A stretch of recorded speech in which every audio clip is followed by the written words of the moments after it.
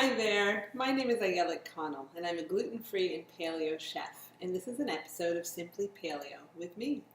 Today we're going to be highlighting my baking mix that I've made, and this baking mix is called Simply Paleo Muffin and Cupcake Baking Mix, and it's available on my website at simplypaleo.com, as well as some local stores in and around the central Connecticut area.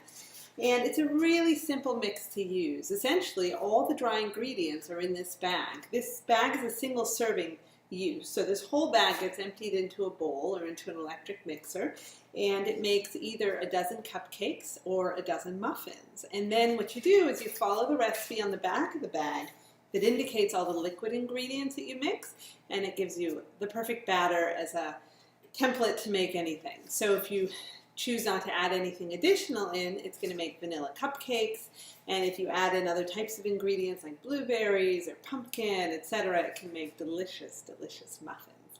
So on my blog on simplypaleo.com is all kinds of recipes to make muffins.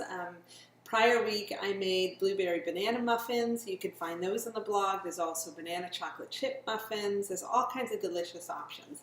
There's apple cinnamon muffins with sauteed apples that were chopped up and some cinnamon spices. So just check out the blog. You'll find those recipes. Today we're going to be making vanilla cupcakes with chocolate frosting that is so decadent, but made with all really healthy ingredients and ingredients that are definitely less inflammatory and paleo friendly. So that's the thing about this mix. It's gluten-free and it's also paleo, but it's also nut-free. Most of the baking mixes that are out there that are paleo make very dense baked goods, but also they're primarily made out of almond flour and coconut flour. And if you're trying to be paleo and grain-free and less inflammatory, but you also have a nut sensitivity, then it would be really difficult to use really all of the paleo baking mixes that are out there. So this is a perfect answer because it's nut-free entirely, and it also doesn't have any coconut in it. In my family, we have quite a bit of nut sensitivities and also some coconut allergies. So I had to really get into my head and in my kitchen and try to think up of a recipe that would work well. And it took me a while to come up with this recipe, but I tell you, they are so moist and delicious. They don't feel dense at all, and it's just the perfect canvas, blank canvas, to make it into anything that you want. So, all right, let's get started. So in this bowl, I have all of the dry ingredients. So essentially, I took one of these bags and I emptied all the ingredients in here. And the ingredients in this bag are all paleo grain-free flour. So you've got some cassava flour, which is essentially a grain-free flour made out of the cassava root. You also have some ground flax and some arrowroot powder and tapioca flour. That's sort of the base. There's also some baking soda and baking powder, a little bit of sea salt, all the good ingredients to make a delicious muffin. So the recipe is pretty simple and it's listed on the back of the bag, but essentially we have all of our dry ingredients in a large bowl, or you can use an electric mixer as well, but today we're going to use this to make the frosting. But in general, you can do it either way. The mixer might make it a little bit smooth, but when you're actually testing and tasting the muffin or the cupcake, it's not going to make much of a difference. So whatever's easier for you. So we've got the dry, and now what we're going to do is we're going to make the wet liquid part of the batter. So this, of course, we need the recipe on the back of the bag that tells us the ingredients that we need. So we're going to start off with 2 eggs. Now, if you are avoiding eggs, if you're doing some type of a diet where you're not eating eggs or you're just sensitive to eggs, then you can use an egg substitute.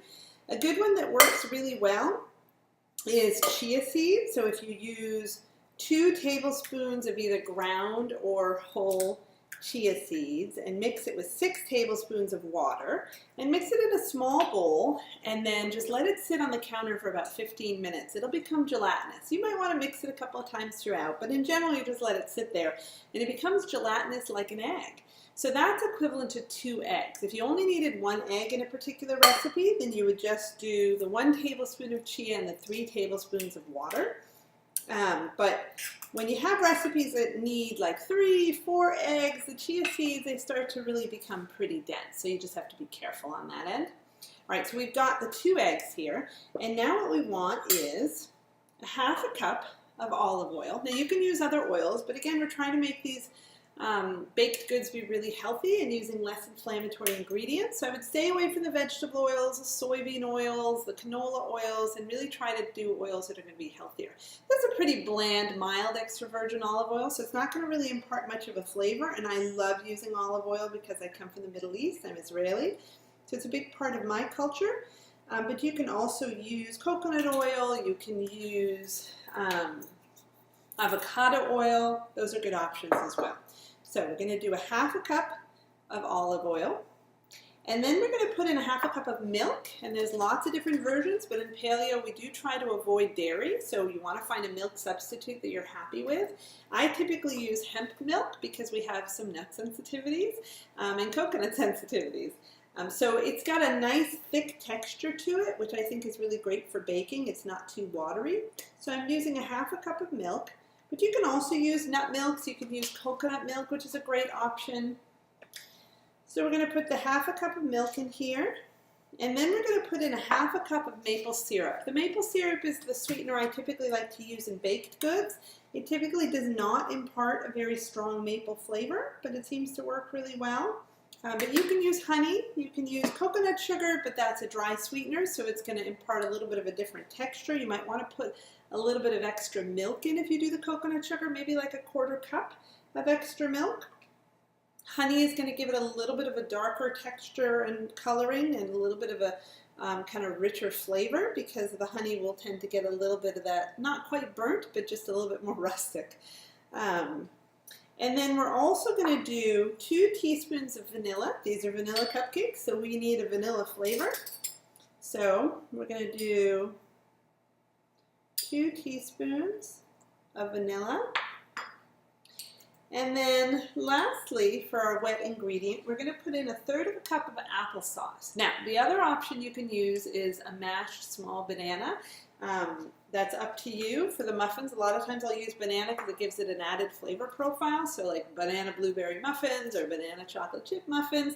But if you're not doing the banana, then applesauce is a good option. And I love these little squeezables, we call them in our house, or mashups, or whatever you want to call them, because they're the perfect amount. This is essentially 1/3 cup of organic applesauce. And this does not impart an apple flavor, but it just gives it sort of a benign, just extra moisture, which is what I'm looking for. But it's equivalent to about 1/3 cup. Now, if you're using this recipe to make like pumpkin muffins, for example, and you're putting in some pumpkin puree, then you would leave out this component of the applesauce or the banana. But it gives you some options. Okay, so what we're going to do is we're going to mix this up. We want to make sure that this is nice and incorporated.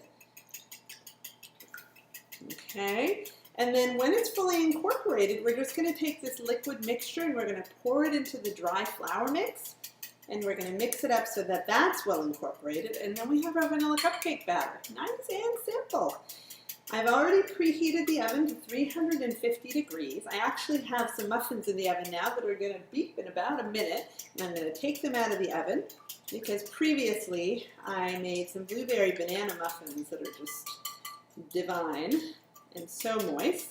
I figured if I'm doing this, I might as well get to it and make a bunch of stuff.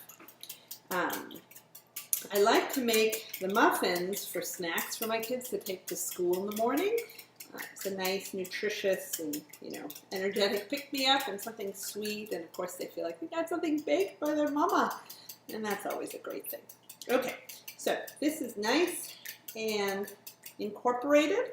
So what we're going to do is we're going to get our dry mix back, and we're going to get ready to pour this in here. Okay, and the oven is beeping, so we're going to get this here. Oops. And we're going to, make sure the oven is still preheated to 350 degrees. We don't want that to stop. And we're going to take out our blueberry banana muffins that look so wonderful. They're golden brown on top, so that's just going to sit in the muffin tin for a while. And we're going to make sure that this is still preheated to 350. And now we're going to get back to our vanilla cupcakes.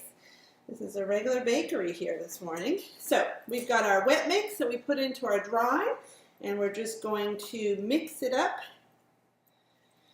And we want to make sure that it's well incorporated. It's definitely going to be a wet batter for sure.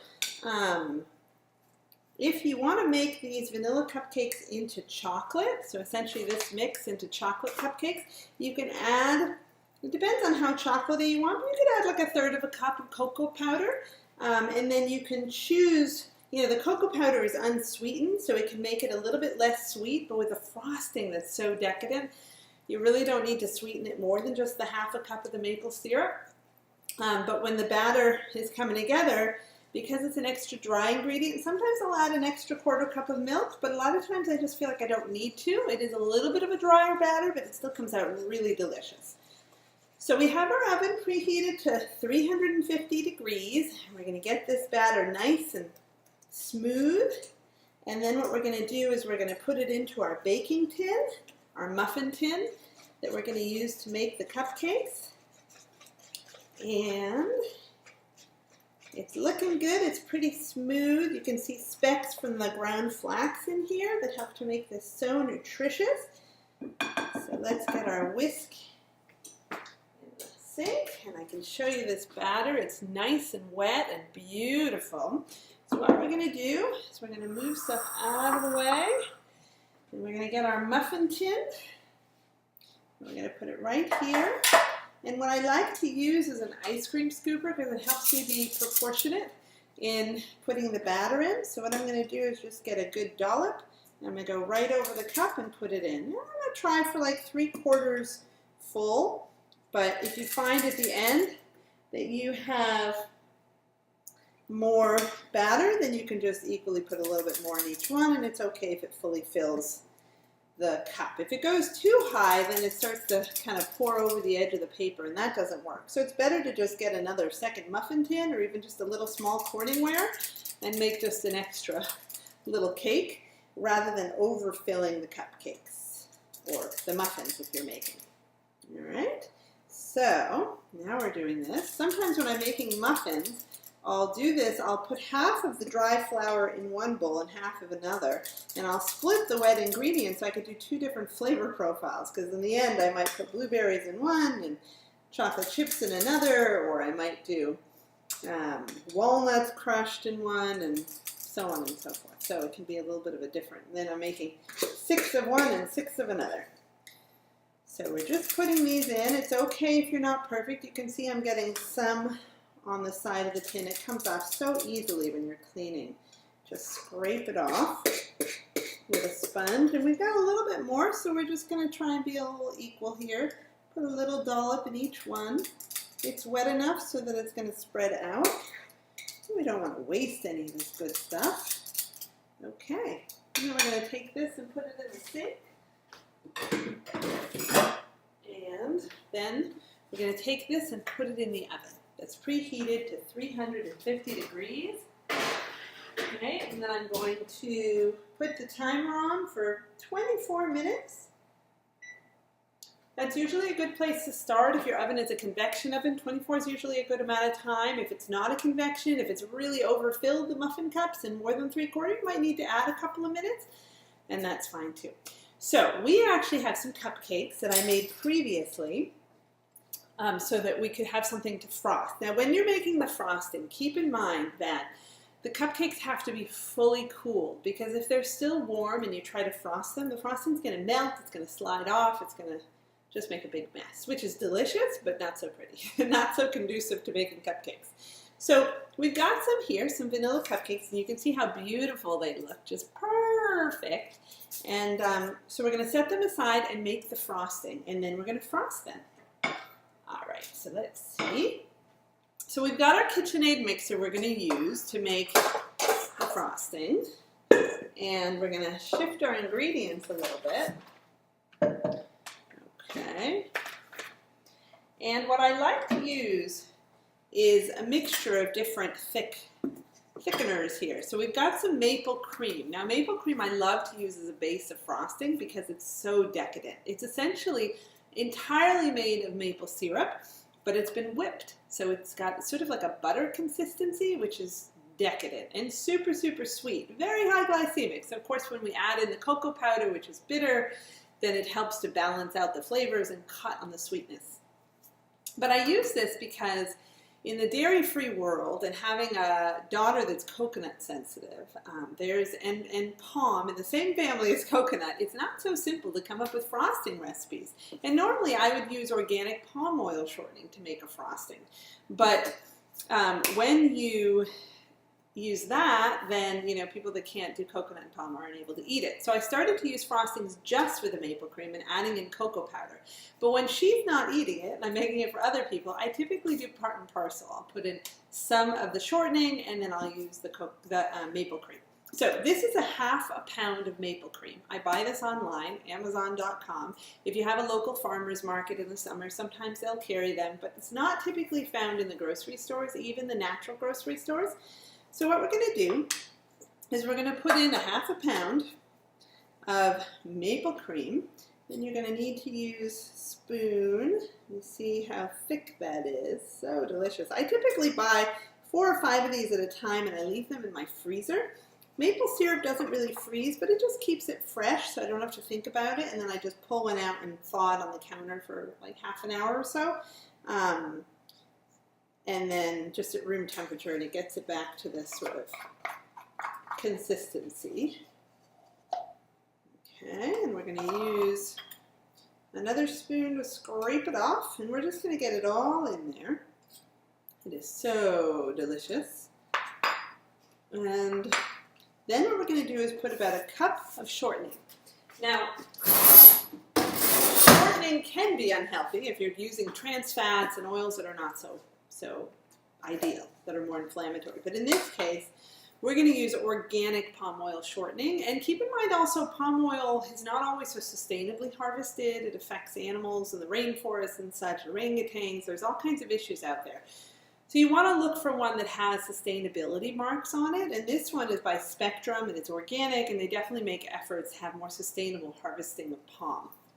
So that's something to consider. So we're going to put about a cup of shortening in. Now keep in mind, you don't have to measure this if you don't want to, but in the first couple of times you might choose to. But the reality is that it makes really good consistency. It doesn't matter so much how much you put in, but a cup is a good amount in general when you're making it in proportion to the half a pound of maple cream. Okay, so we've got our shortening in there. We're going to put a pinch of salt because a little bit of salt makes everything sweeter because it just helps to draw out more robust flavors. But it's also a great additive when you're using cocoa. And then we're going to put in about a teaspoon of vanilla. And that helps to cut some of the maple flavor, especially when we put in the cocoa. It's going to really cut out the maple flavor. And then we're going to put in some cocoa powder. Now, typically what I'll do is I'll put in about a 1/4 cup of cocoa powder, but it really depends on how chocolatey you want this. So 1/4 cup is 4 tablespoons, so I'm going to start with that. The maple cream is really sweet, so it's okay. You know what, I'm going to do a little bit more, but lots of options. You can always do more once it's done and you taste test it and decide if it's the right amount. And then the last ingredient, we're going to put in about a teaspoon of milk. There we go. And then after you make the frosting, if you find that it's too runny, which is unlikely when you have the shortening, but in case it is, you can add more cocoa powder, 1 tablespoon at a time. And if you find that it's too thick to frost, then you can add more milk, 1 tablespoon at a time. You don't want to do more than 1 tablespoon at a time because then it's going to get out of hand. Okay, so we're going to put some of the stuff in the sink here just to have space. And then what we're going to do is we're going to use our KitchenAid mixer. All right, so let's get to it. We're going to put this in here. Now when you use the mixer, knowing that you've got all this cocoa powder, it can fly around the room pretty easily. So you'll see here, first of all, I've got a paddle that has silicone around it, and I love these because it really scrapes all the bits off so that you don't have to work as much at scraping down the sides. But without this, it's fine too. You can also use a beater, like a whisk attachment.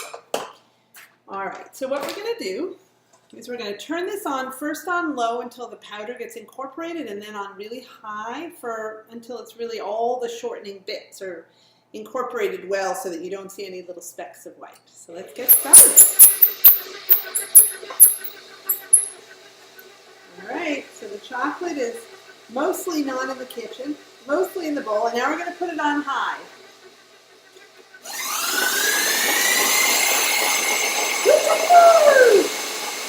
Nice and fast.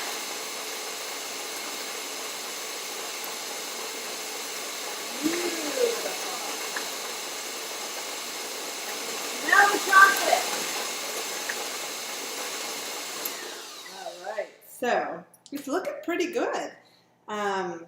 Let's taste test it and see if it is the right level of chocolate for us. Oh my God, that's so good. Wow. Okay, I think we're good. This is good. It's a really delicious chocolate frosting. So now we're going to scrape it down and see if we need to do any more here or if we're good to go, just to get all the bits off. Now this is usually the time when my kids are angling to see who gets to have the paddle to eat. And my only rule is it's got to be in the kitchen where there's a tile floor and it's much easier to clean. And then of course when they're done they have chocolate all over. It's not a very pretty sight, but it is so worth it. One of those experiences that it's just fabulous. So, but no kids here this morning, so this is going to go in the sink. And then we're going to move the KitchenAid out of the way. Let's get things out of the way here. Okay. That's not really there. Okay, good. So, now we've got our frosting. And we've got our frosting spatula, but really you can use a kitchen knife. I mean, there's just so many options here. You don't have to work so hard. So we got our vanilla cupcakes. And they're perfectly cooled. When they came out of the oven, they stayed in the muffin tin for probably a good half an hour or so. And then I put them on a cooling rack for at least an hour or so. So that they fully cooled. And then you can frost them. Make sure they're not warm at all. So let's do some of these. So you can pipe this if you want. But I generally will just use either a kitchen knife or one of these short little spatulas. Okay, this is so beautiful, this frosting. It's airy, it's creamy, and perfectly spreadable. And it's sweet, but it's not crazy sweet because the cocoa powder definitely tempers the maple cream. It doesn't have a hugely strong maple flavor. If you are having a hard time sourcing the maple cream, you can just use the shortening and add in some maple syrup or some honey. That's totally fine. I would start off with maybe a couple tablespoons of sweetener to the cup of shortening, and then maybe like a quarter cup of the cocoa powder and some vanilla, a little bit of milk to get that glossy finish, and then put it in the mixer, and then you can sweeten it more per your preference. Once it's done and consistently incorporated, then you can determine if you want to add more sweetness, and that's a fine way to do it. But I just love the richness of the maple cream. It gives it a really nice consistency. Now for my daughter, because I can't do the shortening, I'll just do the half a pound of the maple cream, and then I'll put in typically quarter to a half a cup of chocolate of the cocoa powder, and then I'll do the vanilla, and I'll do a little bit of the milk. And then at the end, it's a little bit more tricky, so I really do have to look at the consistency and see if I have to add more cocoa powder or more milk, depending on if it's too thick or too thin, to get the right consistency for actually frosting. Okay? All right. Perfect. So, how about we do a little taste test? What do you say? Let's put this aside. And we got our plate here. And let's get these papers off. I love to use the unbleached parchment baking cups because they're really easy to come off. They don't stick very well, and of course they're unbleached, so it's one less toxin to put in our body. So let's give it a taste test. Oh my God, so good. You can see the moist texture of the cupcake. So beautiful, not dense at all. And the airy, creamy, voluminous frosting is so decadent. It's not crazy sweet because of the cocoa powder bitterness that sort of tempers it. It's perfectly sweet. It's just so silky, so smooth. It's a delicious topping. If you're looking more for a vanilla frosting, you can always forego the cocoa powder and put in arrowroot powder or tapioca starch. You could use coconut flour if you eat coconut. The only thing is that the maple cream is so sweet that it's going to be a much sweeter frosting, so you might cut down the maple cream by half or just forego it and just do the shortening. So yummy. And then, of course, if you need a color for the frosting, you can get some of the natural food dyes, and they work great when it's a white canvas. So thank you so much for joining me. I really hope you use this recipe in your own kitchen. It's perfect for birthday parties and other celebrations, or just because delicious treat that you want to have with your family, and really simple to make. So check out the Simply Paleo baking mixes. You can get them on my website at simplypaleo.com and at some local stores in and around the central Connecticut area where I live. And I hope you get it. And if you have any questions, as always, I'd love to hear from you. Any wish lists, cravings, things you'd like to see made in more of a paleo way that's less inflammatory and healthy, check me out on my blog at simplypaleo.com. And thanks so much for tuning in.